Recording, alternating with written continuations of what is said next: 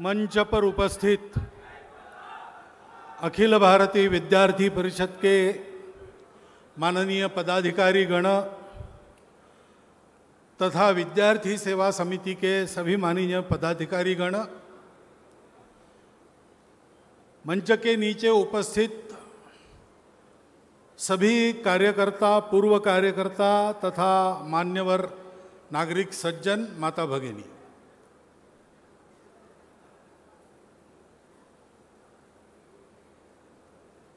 आपका बहुत हार्दिक अभिनंदन है,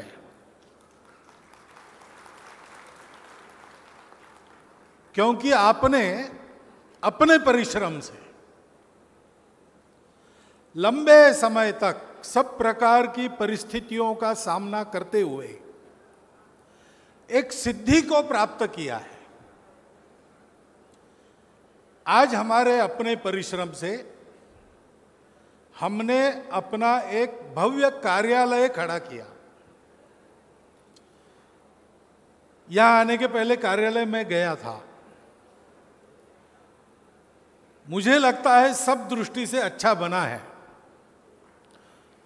तो बनाने वाले प्रत्यक्ष जिन्होंने बनाया उसको, उनका भी अभिनंदन, और उनको बनाने में जिनके प्रेरणा और परिश्रम की साथ रही वो आप सभी का अभिनंदन, क्योंकि ये प्रवास आसान नहीं है। हमने कार्य प्रारंभ किया वो तो अभाव में ही प्रारंभ किया। अपने पास क्या था? अपने पास कुछ नहीं था, केवल कार्यकर्ता का स्वत्व था, कार्यकर्ता की निष्ठा थी और एक दुर्दम्य आत्मविश्वास था कि परिस्थिति कैसी भी दिखे, एक न एक दिन, क्योंकि हमारा विचार सत्य विचार है, न्याय का विचार है, हम इसको सफलता तक ले जाएंगे। और इस विचार से हम लगे। थोड़ा बढ़े तो विरोध शुरू हुआ। अभावों में, अनुकूलता के अभाव में, प्रतिकूलता के बवंडर में काम करने के लिए परिश्रम तो करना पड़ा, पसीना तो बहाना ही पड़ा, खून भी बहाना पड़ा। सत्य और न्याय को लेकर हम चल रहे थे, परंतु ऐसे लोग होते हैं जिनको लगता है हम ही सही है, बाकी सब गलत है। और जब उनके तर्क हार जाते हैं, अनुभव उनके विपरीत जाता है, तो उनके हाथ में दूसरा कोई उपाय नहीं रहता। वो अपनी सारी शक्तियों का प्रयोग करके सत्य और न्याय को दबाना चाहते हैं, लेकिन सत्य दलभार से नहीं मरता। कार्यकर्ताओं ने सामना किया, बलिदान दिया, और ऐसी सारी तपस्या का परिणाम है कि आज जो कार्यालय खड़ा हुआ। निधि बहन ने ठीक कहा कि ये जो स्फूर्ति भवन उसका नाम है, वो एकदम सटीक नाम है, क्योंकि अपने कार्य का यहां जो गौरवपूर्ण इतिहास है, वो सारा उस भवन को देखते समय अपने मन में फिर से जागृत होता है। विद्यार्थी परिषद में तेलंगाना प्रांत का काम बहुत आगे रहा है पहले से। विद्यार्थी परिषद का कार्य कैसे होना चाहिए, इसके बारे में जो विद्यार्थी परिषद की कल्पना थी, उस कल्पना का एक प्रतिमान यहां तेलंगाना में मिलता था, आज भी मिलता है। एक तरह से तेलंगाना का कार्यकर्ता कार्य विद्यार्थी परिषद में ट्रेंड सेटर की भूमिका भी बनाता है। मैं भी विद्यार्थी परिषद के कार्यकर्ताओं के साथ बातचीत करने में आता जाता रहा हूं, इसलिए इस सारे संघर्ष के कालखंड में वगैरह मैंने दूर से क्यों न हो, लेकिन आपको देखा है। ऐसा एक तरफ उत्कृष्ट कार्य खड़ा करना, सारे विरोध को झेलकर, और दूसरे तरफ उसकी ये जो उपेक्षा की अवस्था है, बाद में विरोध की अवस्था है, उसको सुखरूप उससे पार करके अनुकूलता की अवस्था में लाकर खड़ा करना, ये कार्य आपने संपन्न किया है, इसका प्रतीक ये कार्यालय है। और इसलिए आज आप में आनंद है, आज आप लोगों में उत्साह है, ये बहुत अच्छी बात है। उस आनंद की, उस उत्साह की जय हो।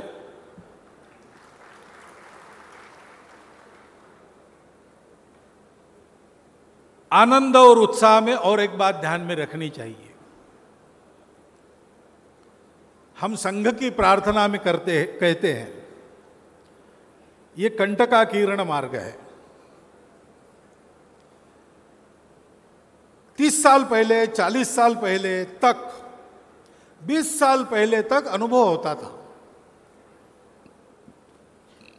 लेकिन अब इसको जब हम कहते और अर्थ बताते हैं कि अपना मार्ग बहुत कठिनाइयों से भरा है, तो आज के पीढ़ी का कार्यकर्ता पूछता है कि वो कंटक कहाँ है।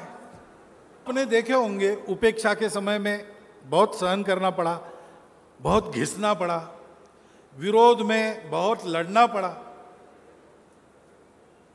अंदर के दुख को दबाकर कार्य के हित के हेतु कर्तव्य कठोर होके आगे बढ़ना पड़ा। इतने सारे आघात होते हुए भी और उसका प्रतिकार करते हुए भी मन में कोई द्वेष शत्रुता न आए, इसके लिए मनोनिग्रह बनाना पड़ा। लेकिन आज तो सब ठीक है, अब कार्यालय हो गया, अच्छा कार्यालय बन गया, सब प्रकार की सुविधाएं उसमें है, साधन सुविधा अपने पास है, और समाज में आस्था, प्रेम और प्रतिष्ठा के हम धनी बने हैं। एक समय विद्यार्थी परिषद का कार्यकर्ता लोग, विद्यार्थी क्षेत्र में काम करने वाले अन्य संगठनों के लोग हंसते थे, ये कौन लोग हैं, अरे ये क्या विद्यार्थी परिषद, ये क्या करते हैं, सरस्वती पूजा करते हैं और जिनके नंबर आते हैं उनका अभिनंदन करते हैं, और तो कुछ करते नहीं। आज ये कहने की हिम्मत किसी की नहीं होगी। उस समय हमको नगण्य मानने वाले लोग आज हमको अग्रगण्य देख रहे हैं। ये परिवर्तन है, हमारे परिश्रम से आया है। और इसलिए आज का कार्यकर्ता पूछता है कि कंटक कहाँ है। लेकिन कभी कभी ऐसा होता है कि अनुकूलता ही कंटक बन जाती है। यानी आनंद है, उत्साह है, उसके आप अधिकारी है, यू डिजर्व इट। उस आनंद में, उत्साह में हम सब लोग सहभागी हैं, क्योंकि ये आपका अधिकार आपने प्राप्त किया है, आनंद मनाने का, उत्साह मनाने का। लेकिन इसमें थोड़ी सजगता, सावधानी भी आवश्यक रहती है, नहीं तो यही अनुकूलता कल चल के कंटक बन सकती है।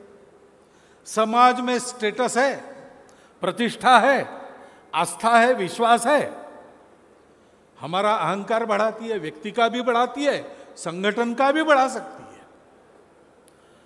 और अपना जो कार्य है वो तो बाकी संगठनों जैसा नहीं है, केवल अपने संगठन को प्रतिष्ठा प्राप्त करा देना, केवल विजय प्राप्त करना ऐसा नहीं है।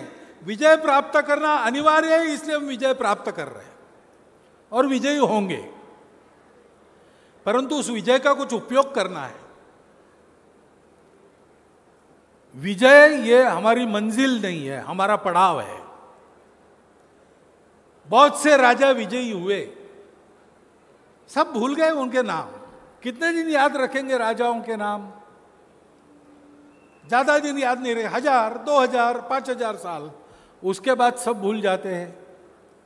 लेकिन पितृवचन के पालन के लिए वनवास ग्रहण करने वाले राजा को 8000 साल भी केवल स्मरण नहीं करते, उसके बनाए हुए आदर्शों पर चलने का प्रयास करते। क्योंकि जूलियस सीजर जैसा वो राजा, ही केम, ही सॉ, ही कॉन्कर्ड, इतना करके रुक नहीं गया। जूलियस सीजर वहां रुक गया। इसलिए अगर पूछते कि व्हाट आफ्टर कॉन्करिंग एवरीथिंग, तो इतिहासकार उत्तर देंगे फिर मनुष्य का मरण है, धर्म है। इसलिए एक दिन वो राजा भी मर गया, कुछ दिन याद रहेगा, बाद में भूल जाएंगे। लेकिन राम के बारे में हो, ये ठीक है, ही केम, ही सॉ, ही कॉन्कर्ड, लेकिन he didn't stop at that. उन्होंने आगे जो परिवर्तन लाया मनुष्य जीवन में, धर्माधारित नियम स्वयं आचरण करके जो रूढ़ किए, उसमें आज भी राम जीवित है, लोगों की श्रद्धा में जीवित है। उत्तर प्रदेश में एक ट्रैक ऑफ लैंड ऐसा है, कुछ मीलों तक, कुछ स्क्वायर किलोमीटर, जिसमें लोग चना नहीं उगाते। चना क्यों नहीं उगाते? इसलिए कि जनकनंदिनी सीता को ब्याह कर जब राम जनकपुर से लाए, विश्वामित्र जी के साथ गए थे, पैदल लेके आए। पैदल यानी सारा था साथ सामान, हाथी थे, पालकी थी, घोड़े थे, स्वयं राजा दशरथ थे। तो कभी पालकी में बैठना, कभी पैदल चलना, ऐसे सीता जी उस ट्रैक में थोड़ी पैदल चलने के बाद, चने की खेती वहां होती थी, सूखे चने का एक ठूठ उनके पैर में गड़ गया, थोड़ा सा खून निकला। तब से वहां के लोग चने की खेती नहीं करते, क्योंकि सीता जी के पैर से खून निकलने वाला ये चना है, हम उसकी खेती नहीं करते।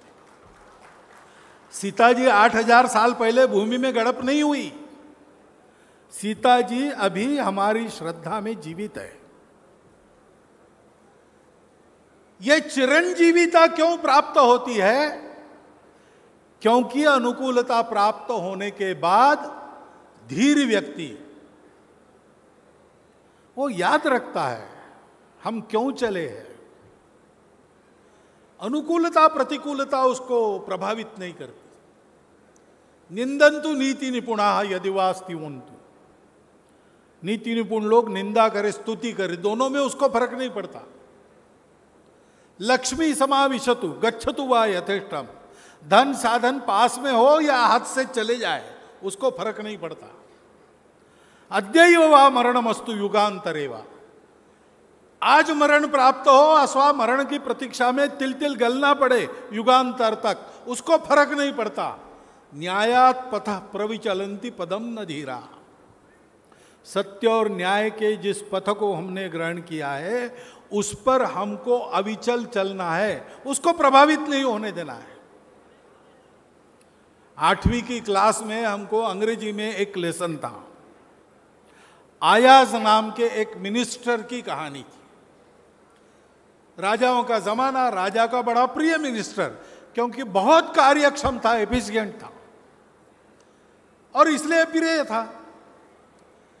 अब राजनीति में किसी को लोकप्रियता प्राप्त होती है तो उसके जलने वाले भी पैदा होते हैं, ये पहले से चलता आया है, आज भी चलता है, उस समय भी था। तो उसकी लोकप्रियता के कारण उस पर जलने वाले लोगों ने, दरबारियों ने उसका जरा देखा कहाँ जाता है, क्या करता है, दिनचर्या क्या है, और राजा के पास आकर बताया कि ये जो आपका मिनिस्टर है बड़ा अच्छा लगता है, आप तो कार्यकुशल वगैरह वगैरह, ये एक दिन आपको डुबाने वाला है, क्योंकि ये कुछ गुप्त बात कर रहा है। रोज रात को 12 बजे उठकर चोर दरवाजे से जंगल में जाता है, वहां क्या करता है पता नहीं, कुछ देर के बाद वापस, लेकिन रोज जाता है, ये जरूर कुछ षड्यंत्र पका रहा है। राजा का पहले विश्वास नहीं हुआ, लेकिन बार बार बताया जाता है। तो गोबेल्स का एक प्रचार तंत्र है कि 100 बार असत्य कहा तो वो सत्य बन जाता है। हमारे देश में नहीं होता, हमारे देश सत्यमेव जयते का देश है, लेकिन जहाँ की यह बात है वहाँ होता था। तो इसलिए राजा ने कहा कि जरा देख लेता हूँ मैं भी जांच करके। तो राजा राज को उसके घर के पास छुप के बैठ गया, भेष बदल के। देखा तो 12 बजे वो घर के बाहर आया, चोर दरवाजे की ओर चला, चोर दरवाजा पार करके जंगल में घुस गया, राजा उसके पीछे पीछे। जंगल के मध्य में एक खंडहरनुमा मकान था, उसमें वो घुस गया, राजा भी उसके पीछे, लेकिन दरवाजे पर रुक गया। 2 मिनट के बाद वो वापस आ गया, तो राजा ने उसको पकड़ा, तलवार उसके सीने पर तान कर। राजा कहता है कि बोल तू क्या कर रहा था, नहीं तो अभी तुम्हारे। तूने कहा महाराज ठीक है, आपके मन में शंका आई है, और मैं किसी को बताता नहीं, लेकिन रोज मैं ऐसा करता हूं, आपको भी बताया नहीं था। तो ऐसा कीजिए, मैं अंदर जाके अभी बाहर आया, आप फिर से चलिए मेरे साथ, 2 मिनट में हम दोनों बाहर आ जाएंगे। राजा उसके पीठ को तलवार लगाकर उसके पीछे पीछे गया। उस खंडर नुमा मकान में सबसे अंदर जो कमरा था, वहां पर एक लकड़ी की संदूक थी, पेटी थी। आयाज ने उस पेटी को खोला, उसमें देखा, चलिए महाराज हो गया काम। राजा ने भी देखा तो उसमें एक फटा पुराना कोट था। राजा ने कहा, ये क्या गड़बड़ है, तुम क्या करते हो, ये क्या तंत्र विद्या वगैरह है क्या? उसने कहा, नहीं महाराज, मैं इस शहर में जब आया था भिखारी बनकर आया था, मेरे पास कुछ नहीं था, केवल एक ऐसा कोट था जो पहन के यहां मैंने काम प्रारंभ किया, धीरे धीरे यहां तक पहुंचा। अब मेरे पास सब कुछ है, आपकी कृपा भी मेरे पास है, मुझे कुछ नहीं चाहिए, लेकिन ये वैभव मेरे बुद्धि को भटकाए नहीं, इसलिए रोज आके मैं अपने इस फटे कोट का दर्शन करता हूं। हम यहां तक आए कैसे आए? हमारे लिए अच्छा शब्द कहने वाला कोई नहीं था, हमको तो गालियां ही गालियां पड़ी। हमारे लिए कोई प्रोटेक्शन नहीं था, कोई स्पॉन्सर नहीं था, कोई मेंटर नहीं था, कोई प्रचार नहीं, कोई सरकार नहीं, हमारे विचार की मान्यता नहीं, कुछ भी नहीं, अनुभव नहीं। हम तो जंगल में खिलने वाले फूल थे। अच्छे अच्छे फूलों को गमले में लगाकर उसको रोज फर्टिलाइजर वगैरह देकर और अमीरों के गैलरियों में, बगीचों में उनको विकसित किया जाता है, सुंदर सुंदर दिखते हैं। जंगल के फूल की कौन चिंता करता है? उसको तो खुद बड़ा होना पड़ता है। हम किसके भरोसे बड़े हुए? ये हमारा स्वत्व है। क्रिया सिद्धि सत्वे भवति महताम नोपकरणी। बड़ी बड़ी क्रिया सिद्धि, महताम क्रिया सिद्धि उपकरणों के द्वारा नहीं, कार्यकर्ताओं के स्वत्व के द्वारा तैयार होती है। हमने अपने आत्मीयता से, अपनेपन से, हमने अपने ध्येय के विचार से, ध्येय दृष्टि से, हमने अपने अनुशासित व्यवहार से कार्यकर्ताओं के मन के उस गुण को सींचा, उनका सत्व सींचा, उनका सत्व खड़ा किया। सत्व के पीछे पीछे सब आता है। नृसिंह अवतार हुआ, हिरण्यकश्यप का वध किया, देवों ने तालियां बजाई, पुष्प वर्षा की, क्योंकि उनको आशा थी कि अब हिरण्यकश्यप मर गया तो राज्य तो हमको ही मिलेगा।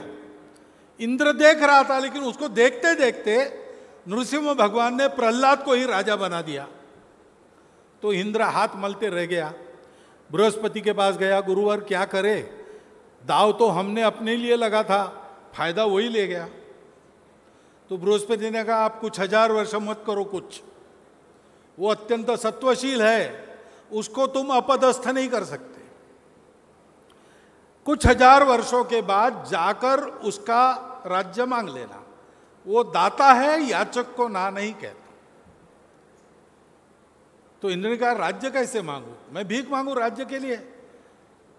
तो बोले ऐसा नहीं, फिर दूसरा कुछ मांग लेना जिससे राज्य तुमको मिल जाए। तो कुछ 1000 वर्षों के बाद इंद्र याचक का वेश करके प्रहलाद के दरबार में गया और प्रहलाद को कहा कि महाराज, मैं याचक को कुछ मांगने आया हूं। प्रहलाद ने कहा, मैं तुमको पहचानता हूं, तुम इंद्र हो, भेष बदल के आए हो और मांगने क्या आए हो? मेरा राज्य ही मांगोगे, और क्या मांगोगे? लेकिन तुम डरो मत, मेरा भी व्रत है, तुम जो कुछ मांगोगा मैं दूंगा, मेरी प्रतिज्ञा है, तुम याचक बनकर आए हो। तो इंद्र ने हंसते हुए कहा कि नहीं नहीं, मैं आपका राज्य नहीं मांगूंगा, मुझे आपका स्वत्व दो।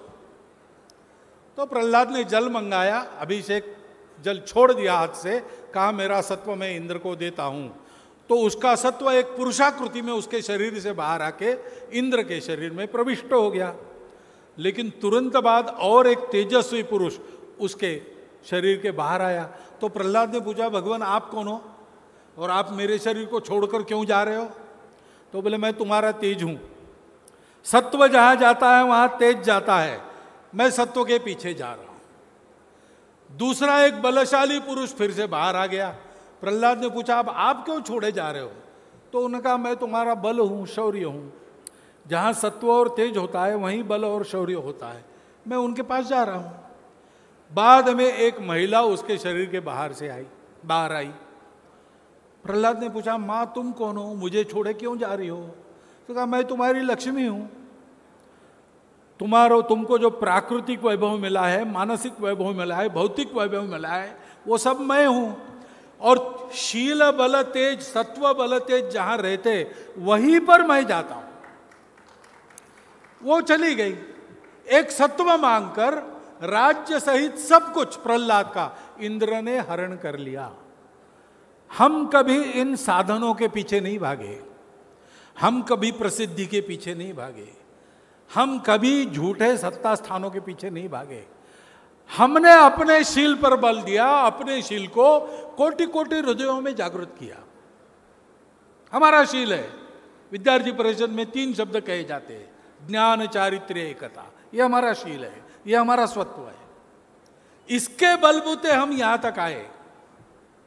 भवन खड़ा हुआ, अच्छा हुआ, सबको स्फूर्ति मिलेगी, सबको उत्साह मिलेगा। कार्य अधिक गति में करने के लिए एक सुविधा मिल गई, उस सुविधा का उपयोग करना, पूरा उपयोग करना। जैसे जैसे सामर्थ्य बढ़ता है वैसे वैसे भी वैभव भी आना चाहिए। हम वैभव के विरोधी थोड़ी है। यत्र योगेश्वर कृष्ण यत्र पार्थो धनुर्धरा तत्र श्री विजयो भूति ध्रुवा नीतिर मतिर्मम। ये ध्रुवा नीति स्वत्व है, लेकिन उसके साथ श्री विजय और भूति ये भी चाहिए। लेकिन इसके आनंद में, इसके उत्साह में पथका मार्गक्रमण करते समय ये ध्यान रखना कि इसके हम स्वामी हैं। इसका उपयोग करते हुए हमको अपने सत्व को अधिकाधिक उत्कट, अधिकाधिक प्रखर बनाना है। उसके लिए इस सारे वैभव का उपयोग करना है। बाकी तो आपको आशीष जी ने और निधि जी ने बता दिया है, जो आपको आज याद करना चाहिए। इस एक सावधानी के इशारे के साथ ऐसे कार्यक्रम में आपने मुझको बुलाया और अपने आनंद में सहभागी कर लिया। सरसंघ चालक मुझे बनाया संघ में, तब से मैं अनुभव कर रहा हूं कि और तो कोई आनंद मिलता नहीं, लेकिन बार बार लोग ऐसे कार्यक्रमों में बुलाते तो उनके आनंद में सहयोग करने का आनंद हमको मिलता है। जैसे 5 अगस्त में मुझे अयोध्या में आनंद मिला, काम तो आप सब लोगों ने किया, आनंद में मुझे बुला लिया। वैसे यहाँ भी आपने इतना बड़ा काम किया, आज मुझे बुला लिया और मुझे सुन भी रहे हो आप शांतिपूर्वक। इसलिए आप सबका धन्यवाद करता हुआ और पुनः एक बार अभिनंदन करता हुआ मैं अपने 4 शब्द समाप्त करता हूँ।